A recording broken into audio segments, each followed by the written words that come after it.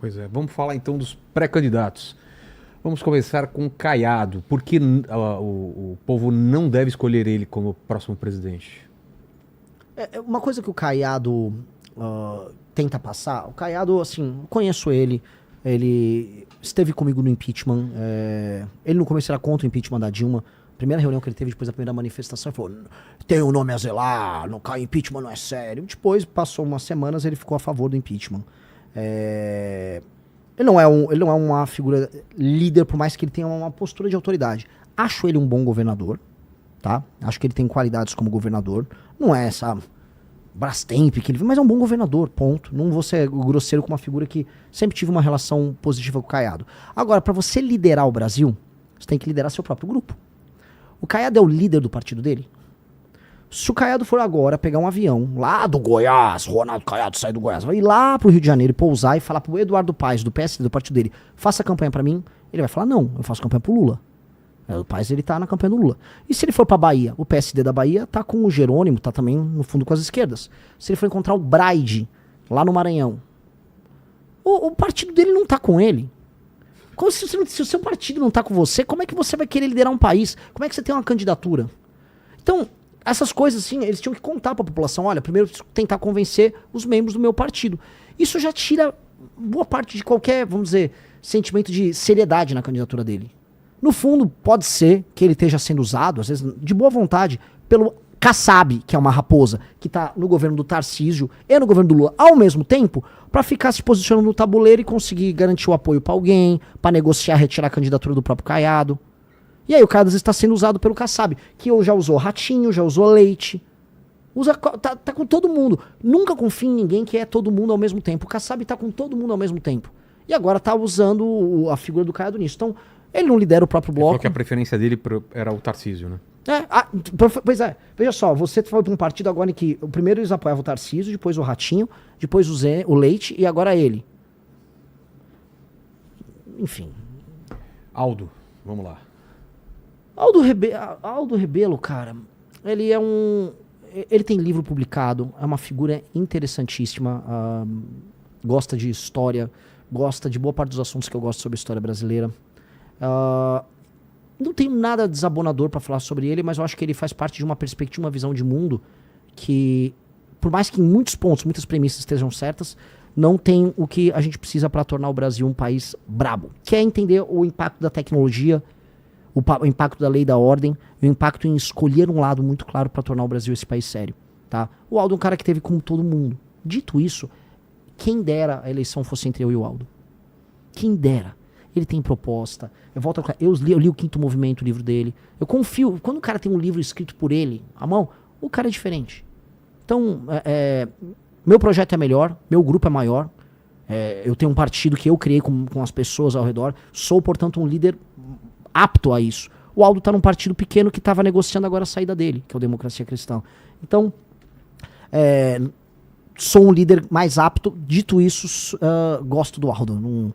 Não nego. Quem dera o debate fosse só entre eu e ele. O Danilo Gentili foi em algum momento uma opção ou era uma brincadeira de vocês? Não, nunca foi brincadeira. Eu acho o Danilo Gentili uma pessoa brilhante, inteligentíssima, Mas uma pessoa de sucesso. Em que momento ele deixou de ser uma opção Eu acho real? que o Danilo tem as questões da carreira dele. Uma decisão dele, então. Lógico. Nunca brinquei sobre esse assunto. Poxa, eu volto a colocar a ideia de montar um partido político. É um negócio... Envolve o trabalho de milhares de pessoas ao redor do Brasil. São quase 1 milhão de assinatura coletada. É um trabalho muito colossal. Então, nunca brinquei sobre coisas que envolvam esse trabalho. É o trabalho da minha vida. Então, eu acho o Danilo, de verdade, um cara sensacional. Ele é um exemplo de homem público na vida pessoal, na vida profissional e nas posições políticas que ele adota. O Danilo, e isso eu avalio para todo mundo, o Danilo topa perder pelo aquilo que acredita. Avalie um homem público pelo que ele perde e não pelo que ele ganha no que ele fala. O Danilo Gentili várias vezes correu o risco de perder a posição dele no SBT, várias vezes sofreu pressões do governo A, B ou C, tentaram cancelar a carreira dele várias vezes, ele nunca moveu o pé das posições dele. Se ele topasse, era ele de presidente? Eu já tinha anunciado ele há muito tempo. Pô, vem Danilo, vem Danilo, vem Danilo. Mas você iria de vice ou não ia ficar nos bastidores? Eu nunca quis ser vice, eu nunca quis ser candidato a deputado. Eu acho que para as pessoas que estão ao nosso redor, veja, eu sempre fui uma grande liderança do MBL. A cara do MBL. Mas eu tinha que me provar. O que eu me provei como líder? A montagem do partido. As pessoas falam, o Renan é especial, o Renan tem uma capacidade de executar especial depois da montagem da operação da Valete e da montagem do partido. Aí os próprios membros falam, pô, é o Renan. O Renan, né, eu me credenciei por conta dessa leitura que eu entreguei. Já tá falando na terceira pessoa. Perigo. Acabei de meter um Ronaldo Caiado. O Renan Santos! Vamos lá, é o Augusto Cury, próximo? Vamos lá. Ele, inclusive, lançou a pré-candidatura aqui no programa. A gente tomou um susto, né? Chamou ele como convidado e no meio do programa ele falou, sou pré-candidato. Soltou essa bomba na nossa mão. Soltou a bomba aqui. Eu conheço muito pouco do Augusto Cury. É um autor best-seller? Muito pouco, cara. Assim... Eu não sei, não tô de nenhuma maneira diminuindo. É que eu nunca li os livros dele, conheço pouco dele como influenciador. Então passa pro próximo. Não aí. sei as ideias do Augusto Cury. Quem é o próximo aí, diretor? Temos o Lula e o Flávio. Então, quem que você falar primeiro, Flávio ou Lula? Pô... Ou melhor, quem você quer deixar pro final? Assim, sobre o Lula, cara, assim... Não, você vai falar do Lula. Eu vou falar do Lula, então, já coloque a no foto Lula. do Lula, por que não escolhê-lo como próximo presidente? Seria o 4º mandato, certo? Eu já começaria por isso, né? Mas, veja, você quantos anos, Vilela? Eu, 55, faço 56. Tenho 42. Então, toda a nossa vida Tira essa produtiva... notificação aí, que é rapaz. isso? Deixa eu desligar. Toda a nossa Tô vida procurando onde produtiva... era isso aí. Oi. mal aí, ó. Tem até tirado aqui, ó. Hã? Ah, esqueceu do Zema, diretor. Tá bom, ele é o próximo. Pô, foi Lula, Zema e Flávio, Tá. pronto. Toda a nossa vida produtiva foi marcada por governos do Lula. A gente se tornou mais produtivo, a gente investiu nas nossas carreiras, a gente tomou as decisões como homens maiores de idade em um país governado basicamente por ele ou pela sucessora dele, pela Dilma. Eles venceram praticamente tudo de 2002 pra cá. E o Brasil não se tornou um país melhor. A gente viu o problema da violência aumentar. A gente viu o Brasil entrar num voo de galinha e cair. A gente viu os maiores escândalos de corrupção da nossa história se sucederem. A gente viu a gente se alinhar a um bloco internacional de nações que cometem os crimes dos mais diversos. A gente financiou a ditadura na Venezuela, a gente financiou a ditadura na África. A gente viu o início de discussões no Brasil sobre ódios interregionais. A gente viu o PT dividir o Brasil. A divisão que a gente tem no Brasil, falando, é o direito civil. Mentira, quem dividiu como política foi o PT. Foi a estratégia que o João Santana adotou com o Lula após o Lula ter o Bolsa Família, que aí ele ficou realmente hegemônico no Nordeste. O Lula ganhou em 2002 com um voto bem distribuído por toda a nação. Tinha voto no Sul, daí ele ganhou em São Paulo em 2002. Entendeu? Então, o PT, naquela época, fez essa escolha, ele dividiu o Brasil em dois. Então, o Lula fez tudo isso. O Brasil não se tornou um país grande. O Brasil se tornou um país que ganhou o apelido de anão diplomático. O Brasil perdeu todas as grandes oportunidades de se tornar uma das grandes nações da história. Se o Brasil tivesse feito as reformas de competitividade que a gente está falando em fazer, que eu comentei hoje num programa, durante o governo Lula nos anos 2000, o Brasil teria estourado, deslanchado. Se previdência, reforma administrativa, se reforma trabalhista, se, vamos dizer, o cuidado com a questão fiscal permitindo que os juros ficassem baixos, tudo isso acontecesse naquela época, o Brasil tinha infraestrutura, empresas se instalavam aqui, tinha complexidade, o mundo era outro. Não foi isso que aconteceu. O Lula vendeu a janta para pagar o almoço, ou seja, ele vendeu o nosso futuro para ele poder comprar os carguinhos dele, ganhar as eleições dele e a sucessora dele, a Dilma. Portanto, o Lula é o grande câncer da nossa geração. O Lula tem que deixar de existir do ponto de vista político. A memória política do Lula tem que ser esquecida. O Lula foi o grande desperdício geracional nosso. E o Lula também representa uma geração, os sonhos da geração dos anos 60, 70 no Brasil, meio de esquerda e tal, que não larga o nosso pé. Não larga, parece que a gente tem que viver o tempo todo o sonho daquela pessoa que assistiu o filme Ainda Estou Aqui, as brigas da ditadura militar, aquelas categorias de pensamento idiotas. O Lula tem que sumir, vai dar pombo pro milho, Lula. Vai cuidar da Janja. Já deu, o governo dele cansou. Ele mesmo tá cansado. Todo mundo percebe que o Lula já não consegue raciocinar direito. Ele tá cansado, ele tá sem energia. Esse homem sem energia, deprimido, cansado, que já não nem sabe qual é o projeto dele do Brasil, tanto que qual é a proposta dele? Pé de meia, vou te dar uma graninha pra você ir pra aula. Ir pra aula é obrigação. Vou te dar um botijão de gás. Vou te dar energia elétrica. É isso o projeto de Brasil do PT? Então o cara começa, né? A esperança, né? 2002, Lula ganhou. A esperança do operário que não sei o quê. Acelera a fita, chegamos em 2026, eu vou te dar um botijão de gás. Calma, que país é esse? Que país desgraçado ele entrega que as pessoas estão comemorando que ele agora vai distribuir botijão de gás. Então, pô, é um projeto falido. O Lula tem que ser... Eu podia falar da corrupção do Lula, podia falar de tudo. Eu vou falar só de uma coisa. O projeto dele é essencialmente falido. E ele entregou uma geração inteira destruída. Não à toa que ele pegou um Brasil que hoje boa parte das pessoas vivem de assistencialismo. Ele pegou um país que ainda recebia um restinho de imigrante. Hoje o país exporta pessoas pro resto do mundo. Um país em que as facções criminosas ficaram poderosas. O Lula acabou com a nossa geração. É isso. A nossa geração no Brasil é uma geração que será para sempre marcada por ter sido a geração que foi destruída pelo Lula. Tem chance dele desistir? Se a direita tiver muito à frente, Tem. você acha que ele corre o risco de perder e fala, putz, eu não vou Tem. terminar a minha biografia assim? Tem. E aí Mas ele não criou um sucessor, e aí? Mas aí, cara, ele bota no segundo turno, talvez, um Haddad ou um Camilo, talvez. Porque eu acho assim, pra quem rodou no Ceará, Maranhão, saiu até pesquisa Metrópolis que eu tava roubando o voto deles no Nordeste. Essa é a matéria do Metrópolis, desculpa. Os filhos do eleitor do Lula no Nordeste não gostam do Lula.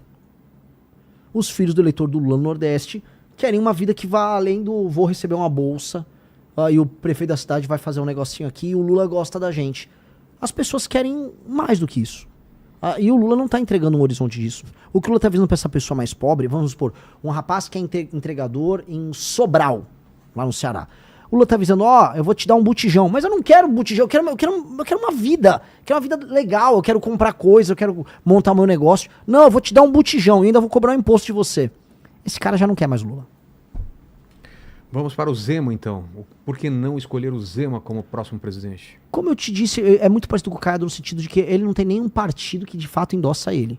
A maior parte dos candidatos a deputado do Novo ficam divulgando o Flávio. Você acha que corre o risco dele ser o vice do Flávio? É o que ele ficou tentando. Quem quer ser... Cara, quem quer ser presidente tem que pegar uma baita de uma bucha. Uma bucha gigantesca. Quero ser vice do Flávio.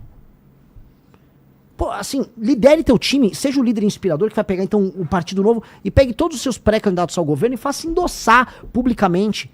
E comece a entender que assim, você não é a alternativa 2 ao Flávio. Todos nós, eu, Zema, Caiado, teremos que arrancar voto do Flávio, que são as pessoas que são conservadoras, que foram enganadas por anos pela família Bolsonaro. E aí ele fica falando em ser vice? Vice? Por que adianta denunciar o STF se o cara que faz o acordo com o STF pra beneficiar o Banco Master, que é o Flávio, é tratado por ele como um cara normal? Não dá, cara. Não dá. Isso não dá. E assim, agora tirando isso, pelo menos ele é um cara que teve coragem lá de falar dos caras do STF. Isso conta. Isso conta. Gostaria de... Já falei o Zema, Caiado, já falei em outras entrevistas.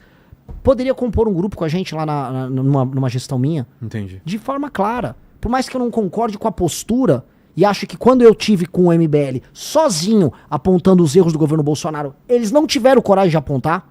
Não tiveram... Pô, quando o Bolsonaro destruiu a Lava Jato e permitiu que o Lula fosse solto, a gente apanhou sozinho. Por mais que tudo isso, não acho que é uma pessoa do mal.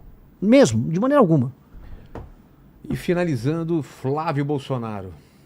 Por que não escolhê-lo? Eu já falei pra muita gente, o Lula, se a gente fosse fazer uma leitura, quase bíblica da coisa, o Lula é o nosso capeta e o Flávio é o nosso Judas.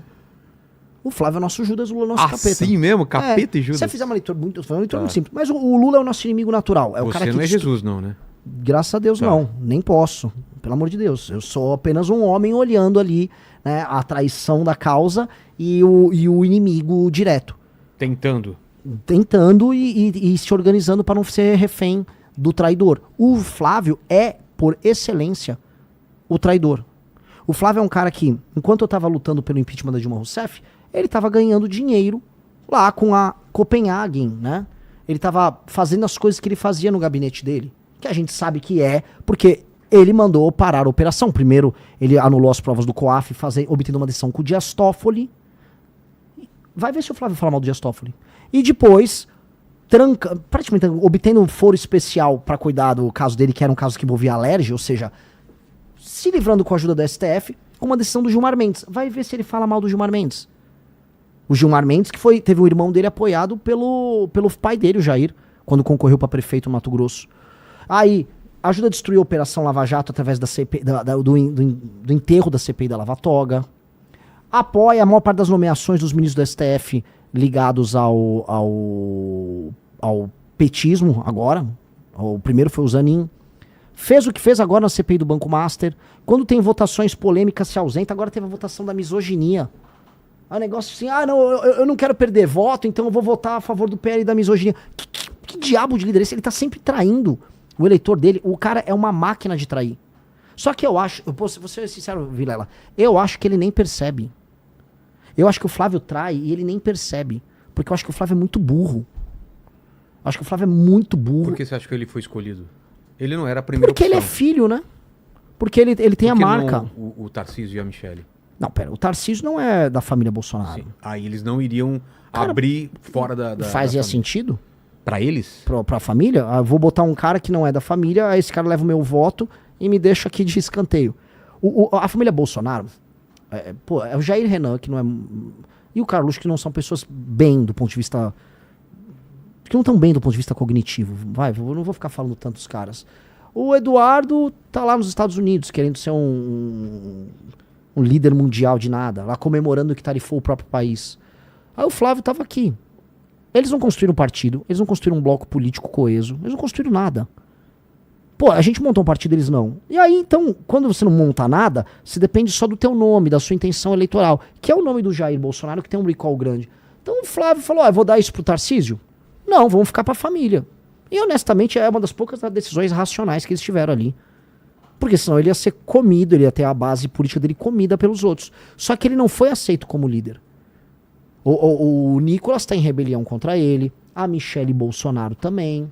Ela falou alguma coisa? Eles vivem brigando nos bastidores, mas brigando, tem inúmeras matérias. O clima entre eles é tenso, houve brigas no Ceará. Aí eles vão colocando assim, o Carluxo vai concorrer a senador por Santa Catarina. Aí os bolsonaristas de Santa Catarina não concordam, eu tava lá, ninguém tava curtindo essa ideia do Carluxo sair em Santa Catarina. Até porque se o Carluxo quisesse ajudar o pai, ele ia concorrer em outro estado, onde ele poderia tirar um senador de esquerda, um senador do centrão e entrar ele. Não no lugar em que eleger 2 senadores pró-Bolsonaro. Então não tinha sentido. Então é uma lógica de traição, de usar as pessoas, de pouca inteligência. E aí eu falo, eu quero ser de um país que vai ser uma das 5 maiores nações do mundo. Que não apenas, assim, não vai se contentar em não ser o Lula. Que é o que o Flávio fala. Falou, nós vamos tirar o PT daí. Tá bom, mas o que isso quer dizer? Tirar o PT é importante, mas o que nós seremos? Ele não tem plano nenhum. Ele vai publicamente falar, não tenho plano nenhum. Te trai o tempo todo, te traiu semana passada pela destruição da CPI do Banco Master. E aí não confia que ele tem um plano? Nem ele tem um plano. Ele avisou, eu não tenho um plano. Ele avisou em todos os lugares, não vou falar nenhuma proposta. Pô, um cara que nem tem coragem de falar que tem a proposta, não pode ser pré-candidato. Não pode, cara. Isso é uma não candidatura. Por isso que ele dança. Ele fica lá dançando. Igual um mongolão. Tô dançando, vai no evento e fica dançando lá. Fala alguma coisa, meu irmão. Fala uma proposta. Para de dançar. É Por isso. falar em dançar, coloca a foto aí. Vocês acharam a foto que eu pedi aí? Que roupa é essa? Que lance é esse, cara? Mas tem aquela também acho que foi do Congresso, que você tava com outra roupa, né? Ele tá com a mesma farda lá. Mas é verde, não é? Só que como tá é a mesma ruim roupa, a é a mesma foto, roupa. eu Isso é peguei um- essa. Qual é que é? Isso é um casaco... O pessoal falando que tem a ver com os integralistas. Você Pelo ouviu, amor de né? Deus. O que é o lance? Cara, assim, as pessoas curtem teorias conspiratórias, mas essas coisas são mais simples do que elas imaginam. Qual que é a Essa ideia? é uma jaqueta que eu comprei na feirinha da Benedito Calixto, de um colecionador. É uma jaqueta de um soldado americano da Segunda Guerra Mundial, que fez parte das forças americanas que ocuparam Berlim no fim da Segunda Guerra. Veio falar que fui chamado de nazista. Eu literalmente estava com uma jaqueta usada por soldados americanos que tomaram Berlim. Que é inclusive a patch azul que tem ali no meu braço, Sei. ali esquerdo. Aí não dá pra ver, né? Não dá pra ver, mas é ali. Assim, eu já fiz vídeo até falando disso. A jaqueta que eu achei bonita só. Integralistas ou da Guerra Civil Americana? Não sei o que falaram. Já não- falo. Vamos falar que Mas eu sou não é. fascista. Tá bom, tá é bom. isso. Porque sempre as coisas terminam ali. É uma jaqueta legal, que veste bem. E eu gosto dela. Não tem nada especial. Eu já usei essa jaqueta em show da minha banda. Fechou. Ó, a gente faz mais ou menos o mesmo tempo todos os pré-candidatos. Cabe mais uma perguntinha, se for rápido aí, Helene. Tem pergunta boa, hein? Ó, vou aproveitar a pergunta da Anag, que ela mandou 3 perguntas numa só e aí Tá bom. já mata. Ela fala que é o seguinte: qual a sua opinião sobre maioridade penal, sobre o aborto e a liberdade de expressão? Maioridade penal. Crime hediondo não tem idade penal.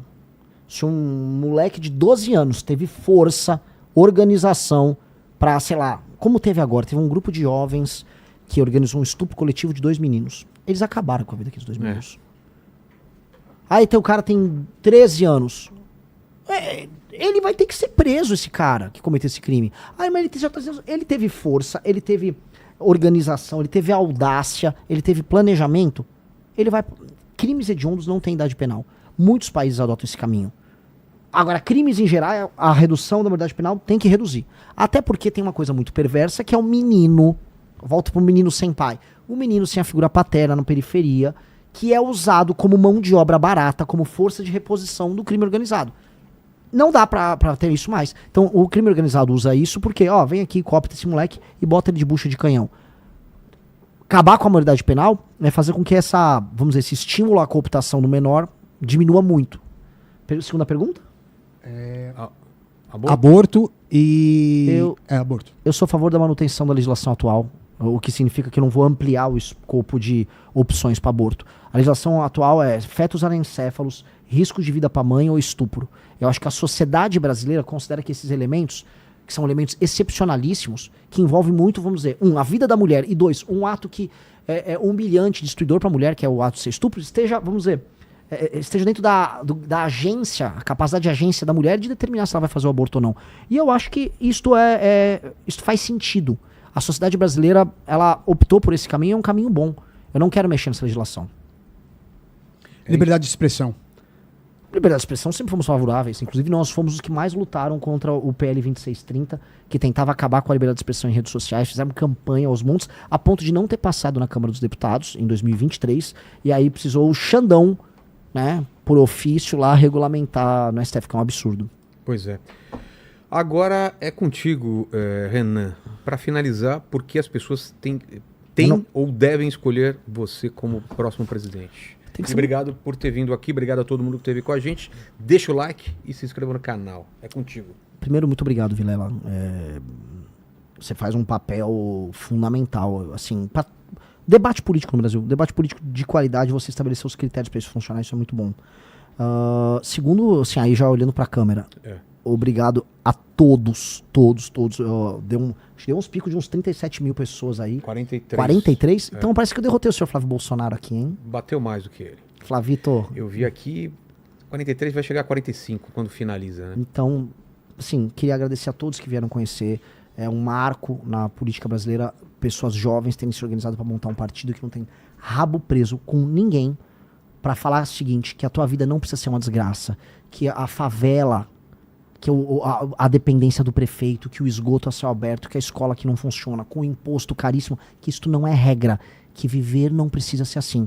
E mais, não só não precisa ser assim, como o teu país que falam que é uma desgraça, que não vai a lugar nenhum, que é um bostil, que o seu país é para ser, ele nasceu para ser uma das 5 maiores nações do mundo. Que os homens e mulheres que vieram para cá, para ou colonizar ou que chegaram aqui como escravos, criaram já, se o Brasil acabasse agora, a maior experiência tropical civilizacional do mundo. Isso é uma coisa única. A maior civilização dos trópicos acontece aqui, reunindo raças, povos diferentes, com uma cultura que tem os seus problemas, que tem suas dificuldades, mas que é única do mundo. A gente nasceu para ser a maior nação do tal sul global. A gente vai ser a nação capaz de unir o Ocidente, e a África, Sudeste Asiático, Índia, América Latina, e dizer, nós conseguimos mediar a relação desse mundo todo. Nós entendemos as características de todos os povos do mundo, porque nós entendemos a ideia de diversidade mais do que qualquer um. E aí nós temos que entender que isso é uma força, assim como ter ordem, lei, como ser disciplinado, como ter a mentalidade do Ayrton Senna, pode fazer com que os nossos filhos, netos, tenham uma nação no futuro que vai ser respeitada, não só porque é divertido vir aqui, porque as praias são legais, mas porque nós somos brabos, que nós produzimos tecnologia, nós produzimos remédios, nós temos grandes empresas, nós temos grandes criadores, nós produzimos arte, nós influenciamos o mundo. A gente não nasceu para ser só o país do futebol. A gente nasceu, eu volto a repetir, para sentar na mesa daqui 30 anos, junto com Índia, Rússia, Estados Unidos e China, para determinar como será a colonização de outros planetas, como será a indústria bélica, como serão decididas as guerras, como será regulamentado as consequências da inteligência artificial, ou seja, nós seremos um adulto na sala e não a eterna criança brincalhona ou o bêbado do Zé Carioca que a propaganda mundial acha que nós temos que ser. Pense grande, seja humilde para entender o tamanho do problema, mas pense grande com muita ambição que nós chegaremos lá. Nós vamos chegar lá porque o futuro é glorioso. Obrigado. Redes sociais? Renan Santos.